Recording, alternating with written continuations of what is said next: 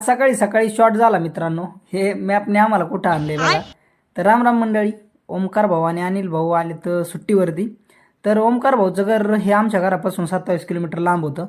तर अनिलनी सकाळी 7 वाजताच फोन केला की चला आता त्याला सोडायला जायचं. आणि हे दोघं जण रात्री फ्लाईटने आले होते, त्यामुळे सकाळी सकाळीच घरी पोहोचले होते. आणि फायनली ओमकार भाऊच्या घरी आलोत. तर त्याला बघून त्यांचा कुत्रा कसा लाड घालतोय बघा. मग काय ओमकार भाऊनी खरबूज कापून दिलं सकाळी सकाळी खायला. आणि ओमकार भाऊ तिकडून घेऊन आले होते कुकर. मित्रांनो, कुकरी म्हणजे गोरखा रेजिमेंटचं प्रमुख हत्यार आहे आणि त्यांचा लोगो पण हा कुकरीचाच आहे. मग पोह्याचा नाश्ता करून आता आम्ही निघालोत रिटर्न. आणि आता आम्हाला जायचं होतं आष्टीला. तर आम्ही शॉर्टकट रस्त्याने जाणार होतो आणि मॅप लावला. तर शॉर्ट असा झाला आमच्यासोबत. सकाळी सकाळी मॅपने कुठं आणलंय बघा.